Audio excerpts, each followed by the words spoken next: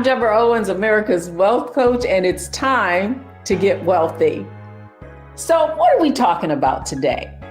Well, here's what I want you to understand. And I'm sure many of you have maybe reached out to an investment company or wanted to figure out how do you get help about investing. And here's the truth. The truth is that every day, a woman, a person of color, reaches out to a financial services institution. And because they don't have enough investable assets, they really don't get access to private client kinds of resources. And so as a result of that, many are put into kind of cookie cutter funds that actually don't rise in value or increase in value to the degree that they could. Because here's what I want you to know. Learning about the financial markets and investing, typically that is inherited. I mean, literally, if you didn't have someone in your family who knew how to invest, or your family didn't have a trusted financial advisor, you probably didn't learn either. And the reason why this is important, because the truth is that anyone can learn how to invest if given access to the right tools and resources. And that's exactly the conversation that we're going to have today. How one woman was able to really get access to the tools and resources and then apply that knowledge and now pay that knowledge to her family, because now they too will have that inheritance of knowledge. So get ready to get wealthy. It's time to get wealthy. Now I want to talk about the 3 things they really don't want you to know. And here they are. The first is that investing in the stock market is high risk. Well, the truth about investing is that investing in stocks have outperformed any other kind of investment, whether it's investing through bonds or investing through a savings account. The one thing you have to get comfortable with, though, is knowing that your money's going to go up and down. That's what wealthy people know that most people don't. Number 2, it's just way too complicated. Well, you want to know the truth is that if you actually learn about the financial markets and how they work, it's really not as complicated as you think. And then lastly, that you need a lot of money to invest.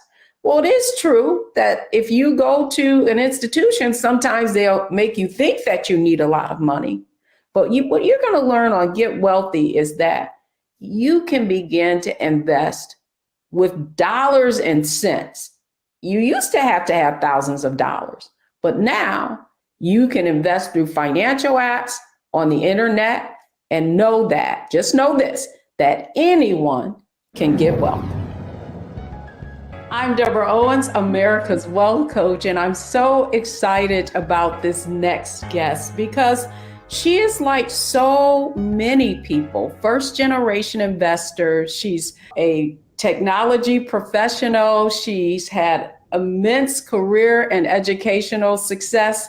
And yet, like so many people, she felt like she needed to give her assets to a financial advisor. And yet, once she really gained the knowledge that she needed, she was able to increase the returns on her investments from 5% to 84% in just 1 year. So how did she accomplish that? Well, for so many people, what I want you to understand is that it really begins with these 3 things: mindset, strategy, and execution. And for Diya, who you'll meet in just a moment, her mindset, she needed to make the shift to a wealth mindset. And that really meant understanding that she could invest her own assets. She just needed to learn how. And what I know as someone who has been coaching people for years is that for most of us, learning about wealth or the knowledge of how to build wealth really is inherited. So if you didn't have anyone in your family to show you the tools and the resources that you needed to invest with confidence, you probably never learned about the financial markets. If you didn't know how to really what strategy that you needed to employ in order to make your money grow, you probably are like so many people, and like Diya, who had a 401k and savings, but never really felt like she knew or had the confidence to learn how to actually invest in the stock market. And then finally, you have to know how to execute. And that means it's not enough to learn all of the things about the financial markets. You have to actually apply what you learned. And that's exactly what did. And so I'm excited to welcome her into our Get Wealthy conversation today. Well, welcome to the program. Welcome to Get Wealthy, Diya. Thank you for having me, Deborah. Well, I want to begin by you just kind of sharing a little bit about your financial, story. Like, how did you ever learn how to invest? Did anyone teach you as you were going through your kind of educational career? No, actually, I think that was one of the probably most frustrating things as I got older was to realize that I really didn't have that education. I mean, I I went to college and had participated in a number of certification programs and continued to further in my education, but financial literacy really wasn't a mainstay. And so I didn't have the background, the financial wherewithal, and certainly not in investing. And even as I started to move into work environments, that financial education was limited to what we would find out as you started to invest in your 401k. And that was primarily to actually have you invest in their products. So I didn't have a broad financial understanding, but certainly as I went into the workforce, I knew enough to know that I should have a retirement fund, right? And that was pretty much the basics. One of the things that Deborah, we've talked about. I come from meager beginnings, so my family didn't talk about money because we didn't have it. And my mother used to say that often. We didn't talk about money because we didn't have money, so there was no conversation to be had. So when you talk about that sort of legacy or that happening as part of your family or generations, we didn't have that experience, and so I really felt like I was at a disadvantage. I was really starting, miles behind some others. Well, the other question that I have for you, because I think it's so relevant to just our audience and just average folk, and that is once you knew that like the whole investing world existed, I mean, how did you feel about actually making the choices in the things that were available to you, like your 401k or that sort of investment that is common for most people? So I would say that, again, my financial education came from initially came from doing and listening to whatever financial institution that was providing us our retirement plans.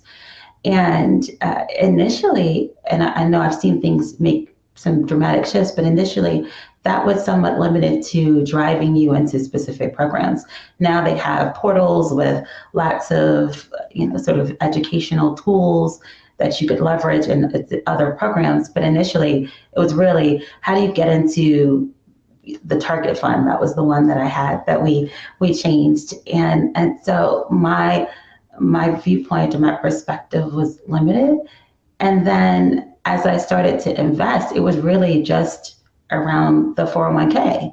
I thought that if I got enough money to really look at investment more, I would hire someone that would really help me in understanding or maneuvering, because we have skilled individuals in those areas for a reason. And I didn't, even though I know that I'm intelligent, I felt like that was an area that was for someone else to really help inform me, but not something that I would take on and learn myself and manage myself. So if I got enough money, I would bring someone in and they would pretty much tell me how to do, what to move, where to put things, and that was sufficient. And I think that that was very similar to what the 401k and those target funds were, right? That it kind of directed you in a path, but with limited scope, limited knowledge or information. And I missed opportunities to really maximize my investments and make more. And I think that's really the key point, just in terms of you not having any exposure and then feeling like somebody else has specifically had this knowledge and that you needed to rely on them. Now, since you gaining the knowledge that you needed, what are your thoughts now? Like you've, as I said earlier, increased your returns from 5 to 84% in 1 year. What would you tell our audience about how, that journey and how you feel now that you have accomplished this goal? Right. Can I say don't use target funds? No. That's probably not true. I think that's a good starting point for folks. Certainly it was for me, so that I made sure I was investing. But I think that it's doable.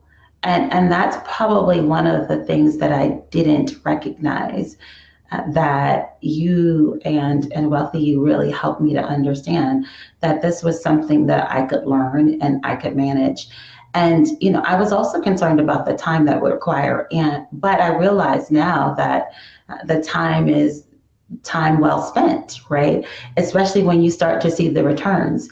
And so the biggest thing was, one of the biggest shifts for me was that I was capable of learning and understanding everything that I needed to know in order to be a smart investor, in order to make better decisions that actually allowed me to see benefit. And in that first year, I had the privilege of actually doing, one-on-one coaching with you. And I think it was in our first 2 sessions where you showed me how to evaluate my funds and really look at the target fund that I was investing my money in and was getting limited return. And I know that's also a function of the market, but there was more, and there were other other funds that I could look at and consider it, and diversifying in a way so that I could actually see more in terms of my investment. And that was something we did in a couple of 45-hour long sessions. It wasn't long before I had the tools to be able to start to understand and look at these things a lot more objectively and make better decisions that I owned, right? And I think that that was part of it as well. Not that I just relied on someone else, but that these were decisions that I was making for my financial wellness, my financial well-being, my financial future, and that of my future generations as far as my family is concerned. And that was huge. That was huge, and it made a difference. And then we went from just looking at the retirement funds, because that's where all my money was at the time, to then having conversations about stock. And there's a little hesitance, I think, because what you don't know, you tend to fear or reject. And you made that understanding simple, right? And I think that was huge in terms of making the mindset shift that I needed. There's something that you say often, and that's you can't save your way to wealth. And my grandmother was one who saved money under her mattress or in the closet in a little box, and that was the extent. We knew that there was some value or need to save a little bit, but that didn't do it. That didn't get my grandmother out of the projects, right? Just saving a little bit of money. And not saying that savings is not good, but that alone wasn't enough to see the kind of changes that I wanted for myself and for my family. Oh, that's, it's a great, and that's what I want our audience to understand. It's a great segue into our next conversation with Diya. And it really is about exactly what you said. You can't save your way to wealth. You must invest. And that's making that shift to a wealth mindset. So when we come back, we're going to talk about the mindset shifts that Diya had to make in order to achieve, to go from 5% to 84% return. So when we come back, you're going to learn a little bit more about mindset, strategy, and execution.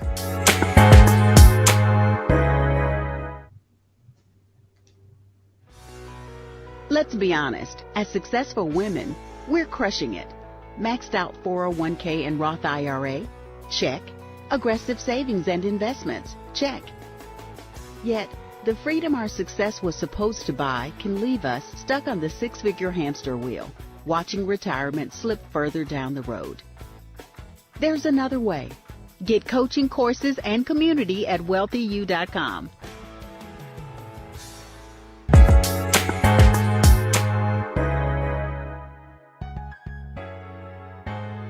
So welcome back to Get Wealthy. I'm really excited about this conversation, and I hope you are too.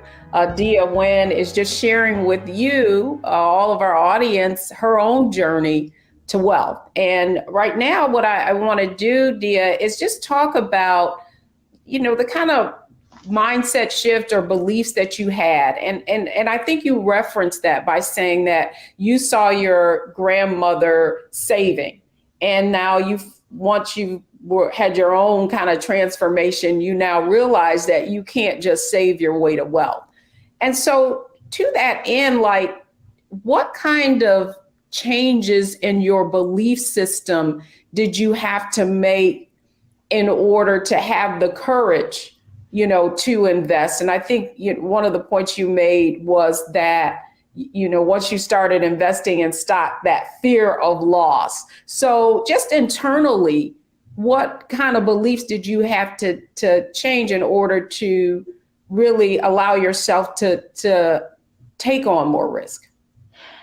I think the first was that I had the capacity to learn this and understand what was necessary. I think that was a big mindset shift, right? Because again, I mentioned that I thought others had the expertise and they could help guide, but not necessarily that was something I would do myself. And then I think the other was, willing to take the risk. I remember when we were first starting and I had selected in my target fund what was supposed to be aggressive, right?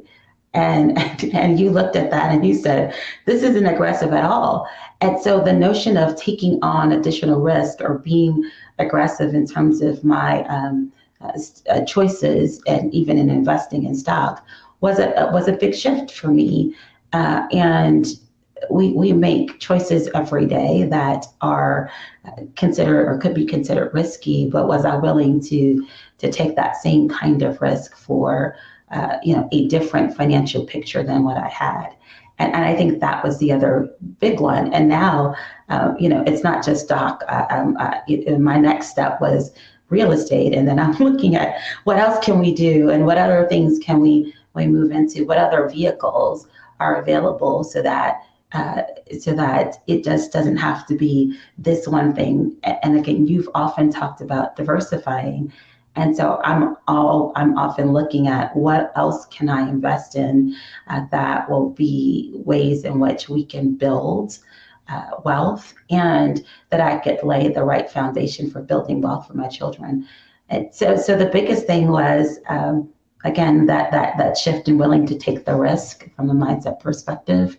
And I think, perhaps it was, a little inner tenacity, not wanting to sort of live into the same experiences that my mother, I did, my grandmother did, and wanting something so much more.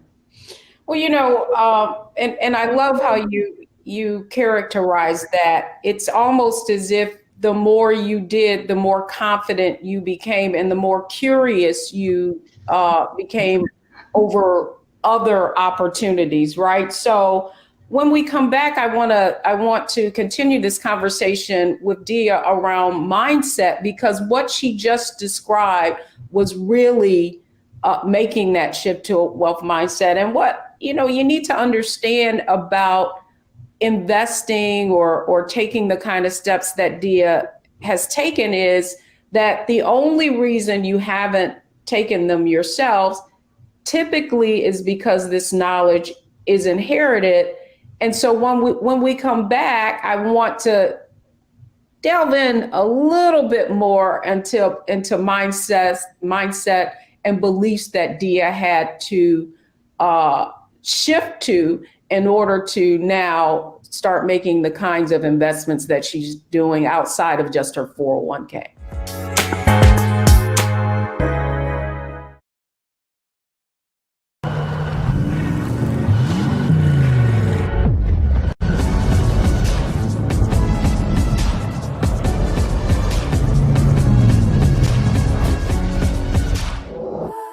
Pull up a chair, take your seat.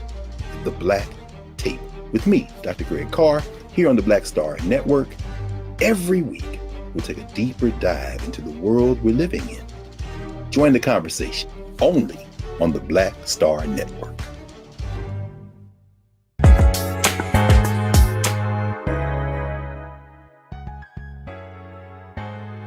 Okay, so now, isn't this a fascinating conversation? And I hope you're really thinking about your own mindsets and perhaps some of the beliefs that you need to change if you're going to experience the kind of financial success that you desire. And so now what I want to talk with Diya a little bit about is her financial foundation, her beliefs. And I want her to think, so Diya, my question to you really is, if you were to think about your first experience with wanting to grow your money, what do you think about in your, even as you grew up, it could be as a child or even high school or college? That's an interesting question. I almost don't remember an experience as a child that I could think of saying that I wanted to grow my money.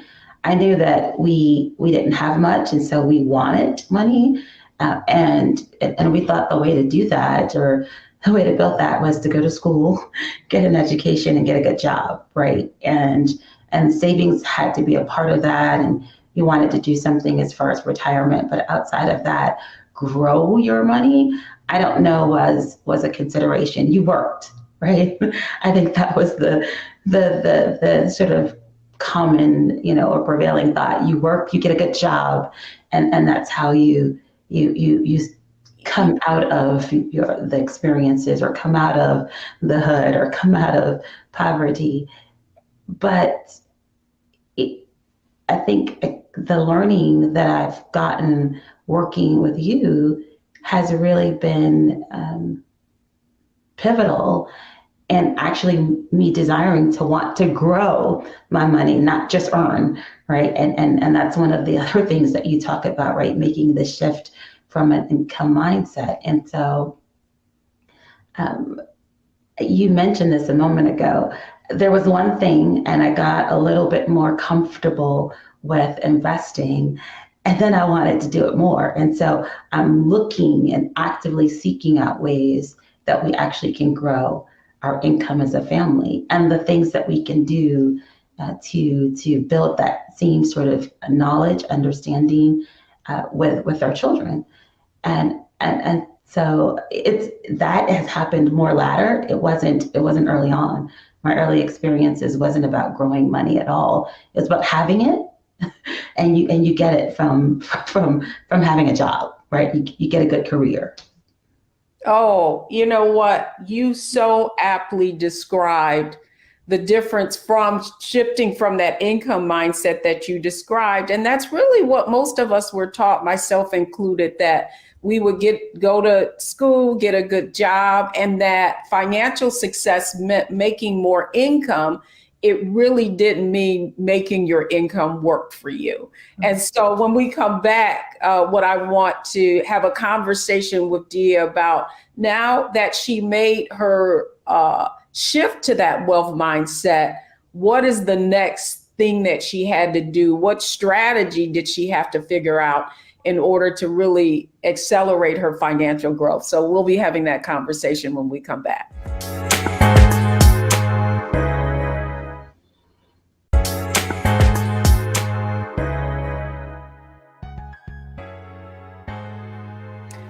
So welcome back. So we've talked about mindset, and Diya's done a great job of really describing her journey, if you will, and giving you an insight to what her beliefs about money were and how she made that shift from wanting to earn an income to now finally making her money grow. And so now what I'd love to talk with you, Diya, about is strategy. Right. So one of the points that I like to make is that everybody has different opportunities in front of them, that if they were to identify, it would help them accelerate their financial growth. And certainly you going from 5% to 84% in just 1 year in terms of investing. Talk to us a little bit about, you learned the tools, you got access to the tools. What's the next thing that you did, just in terms of now what you had to think about from what your own resources were and what you could actually apply from what you were learning? So one of the first things, and I mentioned this before, was now that I had an understanding of how to evaluate my retirement funds, the mutual funds, was to actually make some changes to the funds that I was investing in. And so one of the first ones was to move out of a target fund for my retirement, for my 401k, into a much more diversified set of funds that I invested in. So that was one of the first things. That was one of the first things. The second was then to start looking at actual stocks that we would invest in. And some of that was just looking at some of the things that I commonly use, or places that I frequent, companies that we support, to start to look at making investment there. And so that was the next step. Now, in terms of strategy, one of the other things that you helped me to do was to maximize the investments in my retirement fund.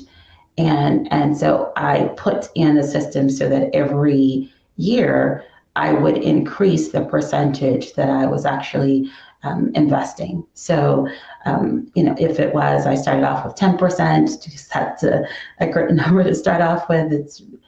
We started off with 10%, but then how do I increase every year 1.5%, 2%, to be able to increase just what I was investing in terms of retirement fund. And that became one thing. And then we moved into, how do I look at investing from some of the return in the stock into other areas of stock.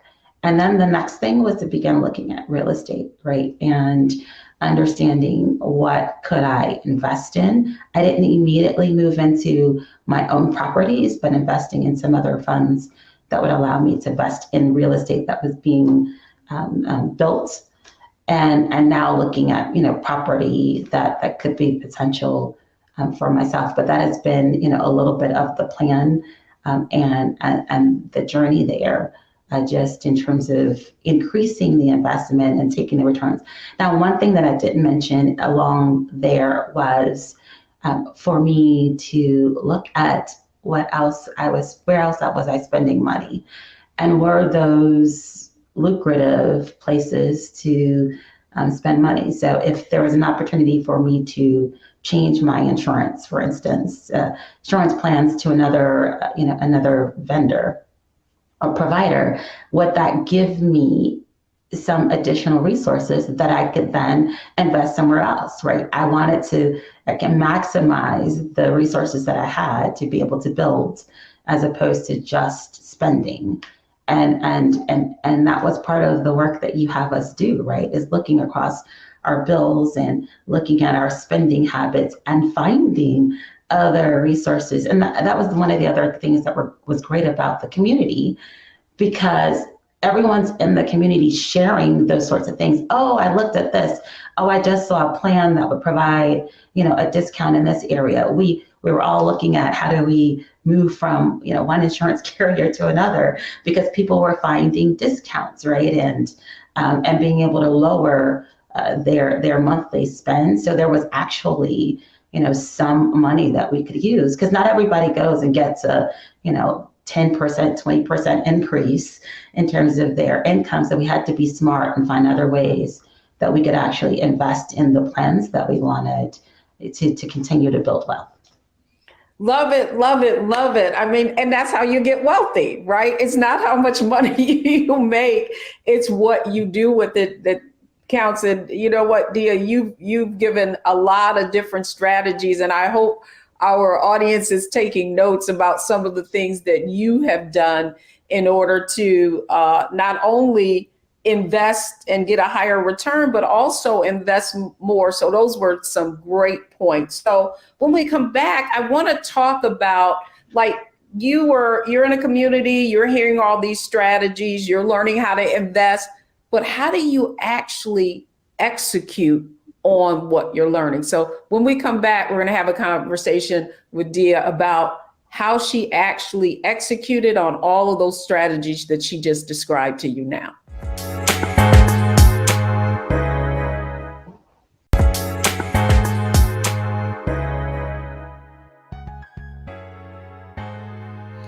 Okay, so Diya, excellent. I love how you describe making the shift from an income to a wealth mindset, specifically just around, well, I never even thought about, growing my money. I was just thinking about how to make more income. And so that's really, really important. I want our audience to understand how significant that is. But when you talk about, so we talk about mindset, you talk about strategies, different ways that you found more money, how you were actually going to increase the amount that you were investing. How did you now take in all this information and now say, okay, I'm going to execute on that? What advice would you give people about execution on the ideas that you're sharing with them today? The biggest thing was investing the time. So I didn't pay as much attention to my 401k plan, right? You pick the target fund, you put your money in there, and you get a monthly statement perhaps, or maybe quarterly.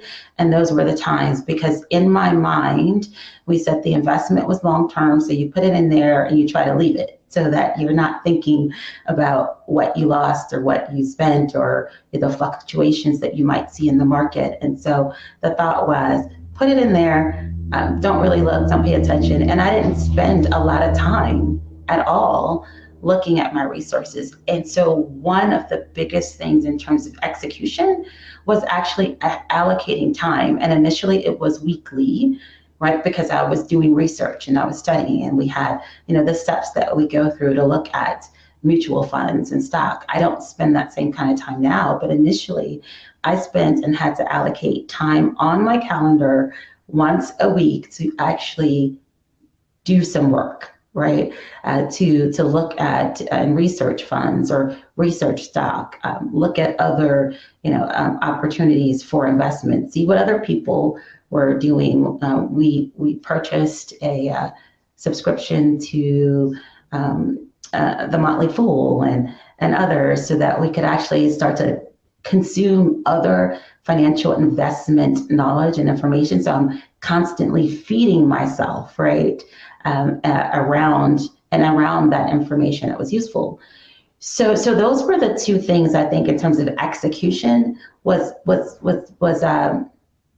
investing the time, and then making sure that I was consuming other information that would be useful to me. And then the last thing I would say, and it probably is first, was writing the plan, right? It was making the plan written and something that I could go back to execute. So one of the things in latter years, you had us put together a vision board. And that vision work is a part of the plan, right? These were the things that I was thinking of, or where I want to see myself, or how we want to show up at some later point. And then it was, well, how do I get that? What things do I need to put in place?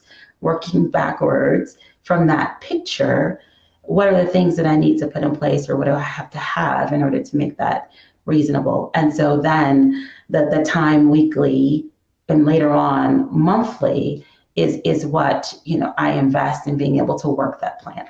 So those my three. Started off a little backwards, but those are my three execution steps. No, I love that, you are giving people like realistic examples of time, right? And because I think that so often that's an hindrance to actually executing on anything, because you think it's going to take a lot of time. It's going to be too complicated.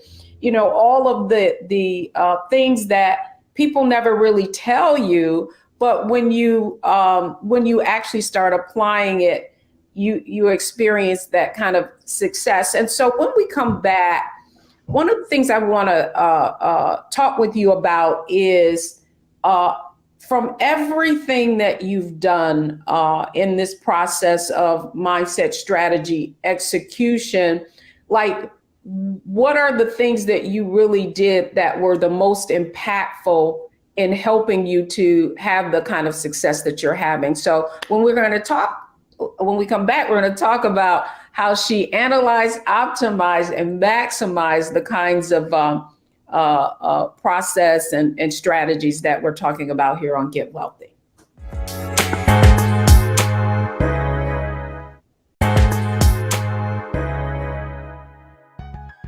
Okay, so man, we've covered a lot of different concepts with Diya, all about getting wealthy. And if you'll think about, I hope you're taking notes and you're thinking about specific strategies that she used in order to accelerate her growth.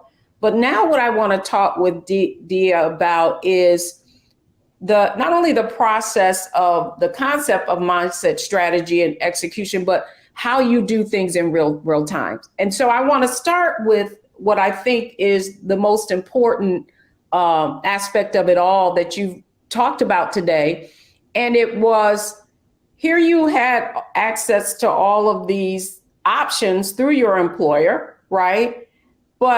And you talked about target date funds. So I want to explain that. Just target date funds are where you pick a date that you're going to retire, and then the investment company sort of puts a group of funds together for you.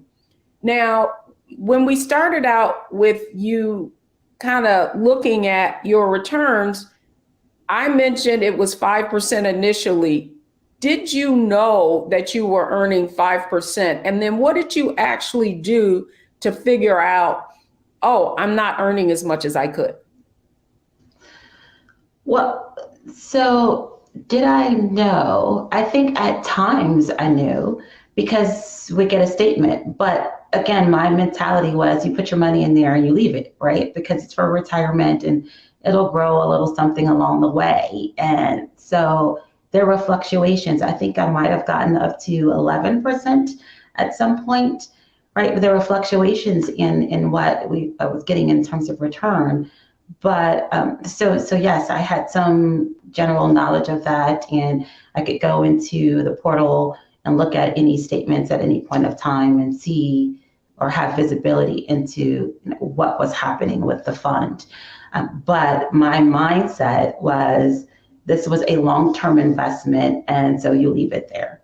And I didn't really move it. And I know some people do, they go in and move their stuff around, but the intent, as you mentioned, of the fund was that it's preparing me for retirement later on. So I just put the money there and kind of let it alone. And so I didn't really pay much attention to the fact that it was kind of low. And with the information you provided, when we started to look at the plan and approach for evaluating the funds, I actually went back to the same portal for that financial institution, and I looked at the other funds that they had as well. And there were some that were not target funds that were getting better returns in the last year or 5 years.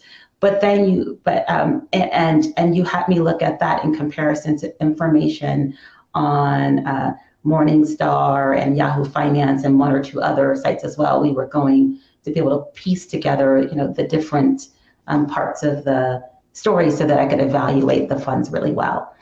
And so I went through those as well as thinking about the diversification. So did I have a small cap fund or a large cap and mid cap? And, do we consider international funds or not? And any other social funds, right? And so we looked at those categories and you gave us a mix with which I could then find a few funds that would have the kind of returns or better returns than I was getting from the target fund. And ones that I understood what also they were investing in to make a good decision about what was now going to be my portfolio mix for retirement. And then and then I made the change, right? And that was one of it was probably the aha moment, right? Because I made the shift in terms of where my money was allocated.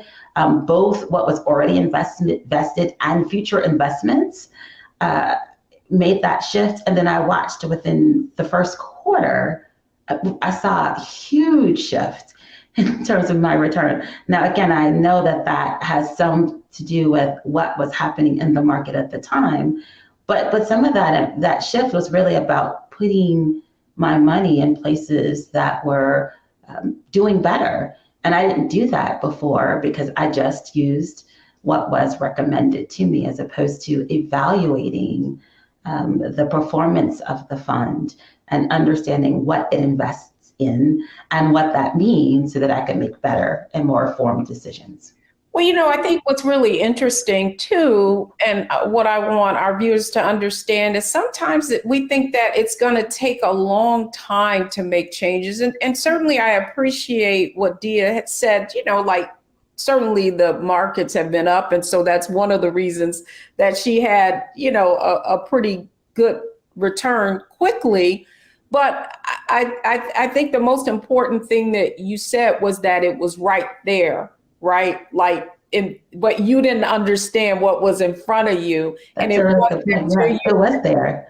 Yeah, it really was. Yeah, so you were kind of like standing, 2 feet away from gold, but because you didn't understand what it meant, you didn't really know what to do. So the next aspect that I really want to talk to you about, Diya, is so you analyzed it, you moved the money, you started seeing returns, better returns.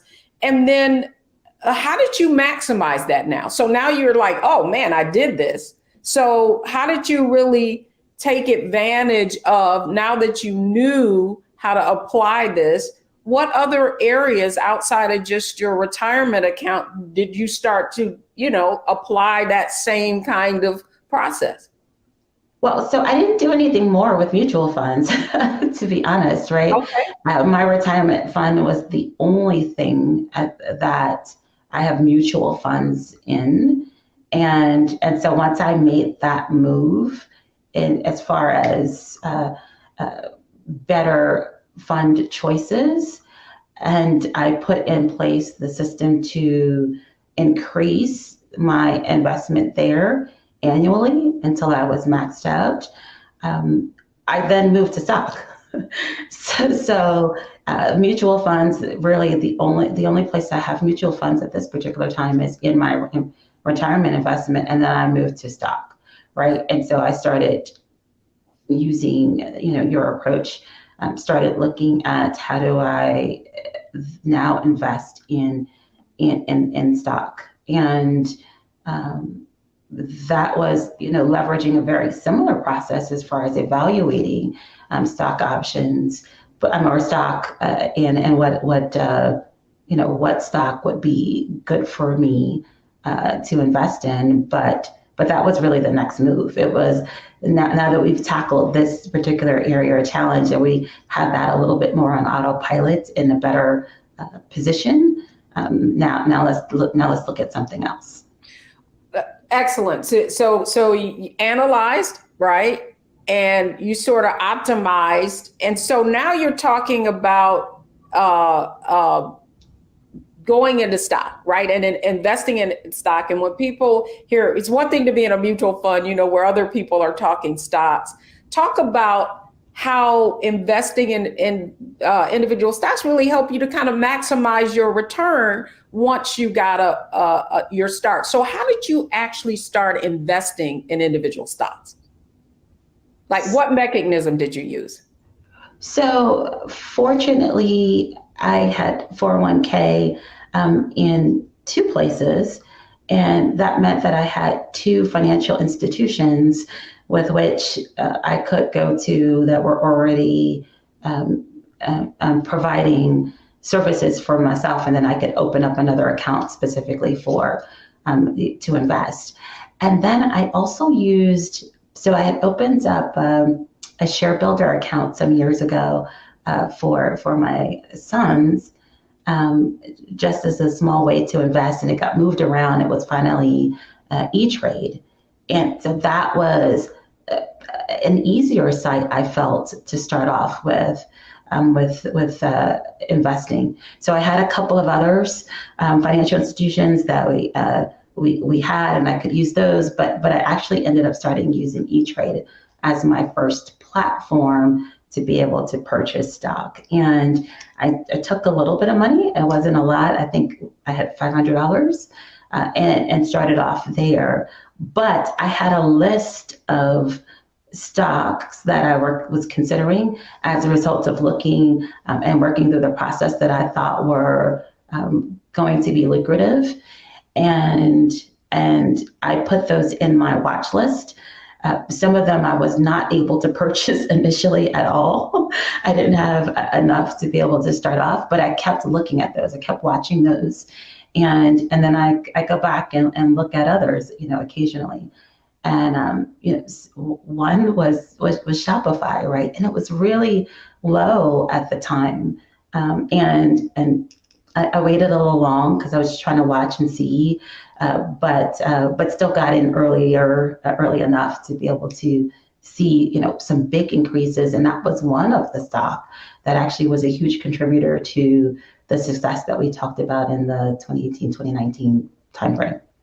Wow. Well, you know what, to that end, I mean, you've given our audience so many nuggets just around how to analyze, optimize, and maximize. And so finally, what I want to ask you, Diya, is out of everything that you've learned on this journey, like, what have been your, like, two most impactful strategies that you feel could provide our audience with some more insight and encourage them to take action themselves? Two most impactful. So the first was making the investment in my financial well-being with Wealthy You. And I know that sounds probably a lot like a commercial, but I had worked with other programs before.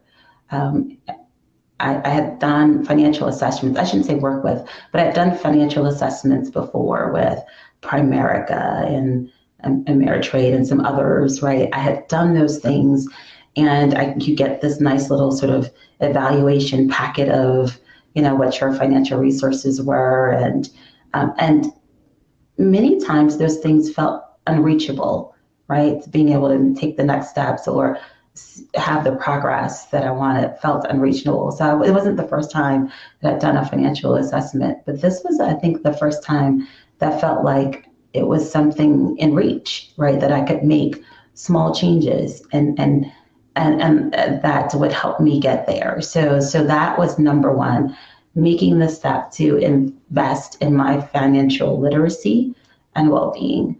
And then the second, I guess, was investing the time, because it really wasn't as hard as I thought it was. It just meant that I had to spend the time, and we spend time on the things that we think are important. And some of us, spend hours, vegging on Netflix and binging on Netflix and other things like that. And I mean, if we take one of those hours away from watching Netflix or whatever the other TV station it is, streaming, YouTube, Facebook, whatever, we take an hour away from that, we have enough time to invest in making some better, some wiser choices that will actually pay dividends in the end. And we started out this conversation talking about shifting to a wealth mindset, and it really being around not getting exposed to investing and being a first generation investor. And you certainly talked about your own family and not having that access. And so my final question to you is, what do you think having this knowledge now will do for your own family and your own children? Oh, it's huge. I mean, we've started.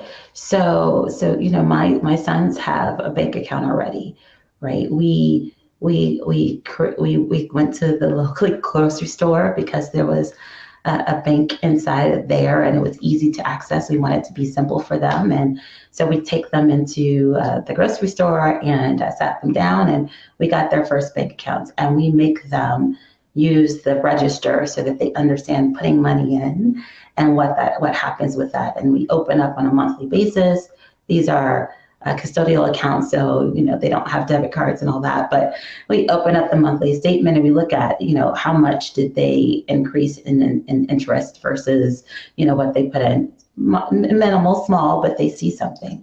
And when they get money for their birthday or for holidays, there's a question we ask, and it's, what do you want to do with your money? Do you want to put some into your account or what? And so we give them that option. We've bought books and a game that we use somewhat similar to Monopoly, but actually talks about investing and their monthly income versus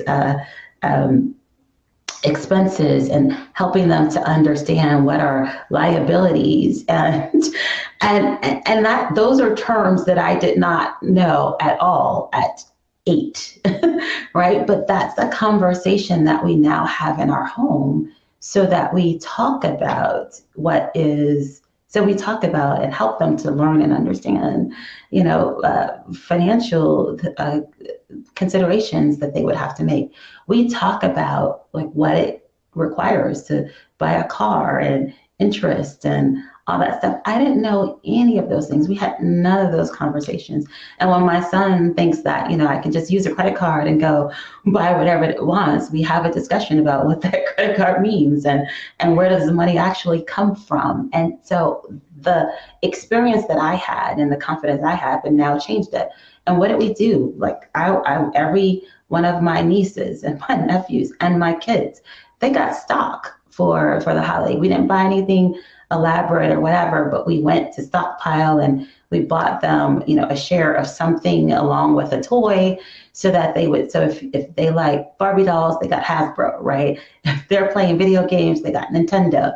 We did those things so that we could start teaching them. And that was huge in terms of the investment. No, we don't have millions of dollars that we could put into funds and just give them yet. but I think we're paying a lot forward in terms of giving them the knowledge and education that they didn't have. And so all of my nieces, they have at least one of something that they play with or interested in, just to start getting them understanding what it means. And I think that that's going to be invaluable starting at 6 and 8 versus starting in your 40s, right? To understand this. Love it, Diya. Well, you just put a button on it, because truly the knowledge of how to build wealth is the most valuable asset of all. So thank you for coming on Get Wealthy. Thank you for having me. And thank you for the work that you do, Deborah. Thank you for being here. Coming up, the 3 things you need to know to get wealthy from today's show.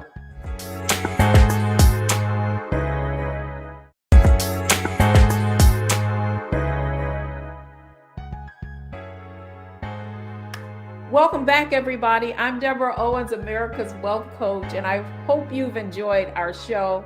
Here are the 3 things you need to know on how to get wealthy today. Now, the first thing you need to know is increase your financial acumen. You heard that over and over and over again. If you increase your knowledge, you can accomplish your goals. Number 2 is, let me start over. I had the notes here and then they went away. Okay. Welcome back, everybody. I'm Deborah Owens, America's Wealth Coach, and it's time to get wealthy. And here are the 3 things that you need to know or have learned in today's show. The first thing is, you know what? If you increase your knowledge, if you focus on increasing your financial acumen, you can build wealth. Number 2 is what you'll find is that as your knowledge increases, so does your confidence. And we certainly saw that with Diya. She went from investing in mutual funds to investing in stocks. And then finally, it's not enough to just invest in whatever plan is available to you. You've got to expand your options and your access to investing so you can really learn how to make your money grow. I'm Deborah Owens, America's Wealth Coach, and this is what you need to know to get wealthy. I hope you enjoyed the show today and that you apply everything that you've learned to get wealthy.